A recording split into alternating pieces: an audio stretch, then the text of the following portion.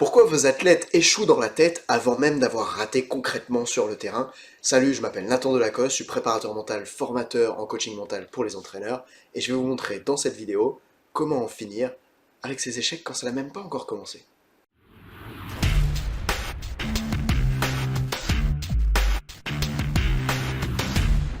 Il y a un problème avec la vie en général.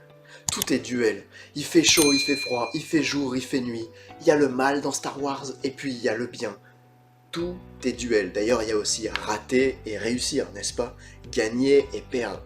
Beaucoup de dualité. En fait, cette dualité, ça fait qu'on a tendance à percevoir les choses comme si elles étaient blanc ou noir, comme si elles étaient 0 ou 1. D'ailleurs, même les ordinateurs, ils codent en 0 ou 1. Mais on oublie quelque chose. C'est que quand les athlètes font ça, quand ils voient les choses comme blanc ou noir, alors, au moment où j'essaye d'accomplir quelque chose, soit j'ai un oui, soit j'ai un non. Tiens, ça aussi, c'est duel. La liste est infinie. Soit j'ai un oui, soit j'ai un non, soit j'ai réussi, soit j'ai raté. Et ça peut m'amener, avant même de réaliser la performance, à croire que quoi qu'il arrive, je vais réussir ou rater. Mais en réalité, si on s'intéresse à l'excellence par exemple, c'est pas blanc ou noir, c'est juste un curseur. Et on peut être un petit peu excellent, beaucoup excellent, très excellent, excellemment excellent. Et sur ce curseur-là, où est-ce qu'on se place? Et du coup, si on était capable de voir nos performances, de voir ce qu'on réalise, plutôt comme sur un curseur, voilà, je le fais dans ce sens-là, ce sera plus clair pour vous que dans l'autre sens, si on était capable de voir nos performances sur ce curseur-là, alors elles seraient beaucoup plus appréciables que si c'était juste 0 ou 1. Si les athlètes étaient capables de se demander, au lieu de se demander comme ils se demandent tout le temps est-ce que j'ai raté ou j'ai réussi, ils se demandent de 0 à 10, à quel point est-ce que j'ai réussi? Tu peux réussir à 1 sur 10, ce qui en soi n'est pas une énorme réussite, mais c'est déjà plus que 0.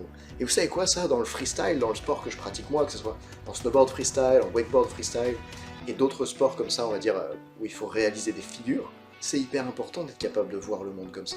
Notamment parce qu'une figure, rater c'est quoi? C'est quand tu te casses la figure, on pourrait dire, et réussi, c'est quand tu la plaques et tu es capable de continuer en glissant. Et en fait, entre je rate la figure et je la réussis, le gap est énorme. Parfois, ça m'est souvent arrivé de devoir faire 50 fois une figure pour qu'elle rentre pour la première fois. Mais heureusement que sur ces 50 fois, je me déplace sur le curseur de l'excellence de cette figure. Au début, quand j'ai appris à faire le backflip en snowboard, j'arrivais même pas à faire un tour entier la tête en bas. Et là, peut-être que quand je faisais qu'un demi-tour, j'avançais à 2 sur 10 sur l'échelle de réussite. Peut-être que quand, au lieu de tourner sur un seul axe de rotation, je me retrouvais en plus à tourner comme ça, ma planche en l'air, elle faisait l'hélicoptère, on voit bien que j'étais pas encore au 10 sur 10 de la figure elle est réussie, elle fonctionne. Mais au fur et à mesure où j'arrive par exemple à tourner maintenant plus que sur un seul axe, au lieu de tourner en hélicoptère comme ça, eh bien ça me fait progresser sur cet axe-là. Et du coup quand je le perçois comme ça au moment où je m'entraîne, ça me permet beaucoup plus facilement de continuer à progresser que si je perçois comme rater, jusqu'à la fois où je vais réussir. Ça me permet comme de capitaliser sur des petites réussites un peu plus tôt. Imagine demain tu lances une entreprise. C'est quoi réussir une entreprise? Tu peux juste passer de j'ai pas réussi parce que t'arrives pas à en vivre à j'ai réussi, il y a un prochain step, tu vois, j'ai réussi à générer mon premier chiffre d'affaires, j'ai réussi à trouver des clients, j'ai réussi à en vivre, j'ai réussi à recruter des salariés, j'ai réussi à créer une entreprise qui impacte le monde, change le monde, j'en sais rien. Mais en fait, il n'y a pas de 0, 1, c'est juste comme un fil comme ça. Et si tu arrives toi à transmettre ça à tes athlètes, à leur faire comprendre que il y a cette chose-là, ça peut vraiment beaucoup les aider. Et je vais t'aider à aller encore plus loin maintenant. Demande-leur qui est-ce qu'ils ont envie de devenir. Et comment est-ce que, sur ce chemin-là, ils peuvent trouver le curseur vers la personne qu'ils ont envie de devenir. Je pense à ce golfeur que j'ai accompagné, et il était là au golf, il joue, et s'il rate, vas-y, je serai jamais le champion que je veux devenir. Et ça, c'est le cas à chaque fois qu'il fait un putting, c'est le cas à chaque fois qu'il va taper dans la balle avec le club. Sauf que s'il était capable de le percevoir en mode, tiens, ce coup-là me rapproche de qui j'ai envie de devenir. Admettons que qui j'ai envie de devenir, c'est être champion d'Europe. On peut arrêter de percevoir ça comme 0 ou 1. C'est sûr, ça semble, soit tu l'es pas, soit tu l'es. Mais qu'est-ce que ça donnerait si en fait, champion d'Europe, avant d'être une médaille qu'on te donne, c'était quelque chose que tu fais grandir à l'intérieur de toi? Qu'est-ce que ça donnerait si, pour devenir champion, c'était d'abord les étapes de 0 à 10 du curseur qui mènent vers champion d'Europe, et qu'après tout, une fois que t'es à 10 sur 10, la médaille, elle viendrait, je dirais, naturellement. Et ça peut permettre comme ça d'éviter à tes athlètes de courir après un 0 ou un 1, de courir après une validation, et plutôt de courir après qui ils ont envie de devenir, d'avancer dans cette direction-là. Et ce qui est un avantage incroyable avec ça, c'est que les progrès vont être beaucoup plus facilement observables. Parce que t'as pas le même seuil, t'as pas le même cap.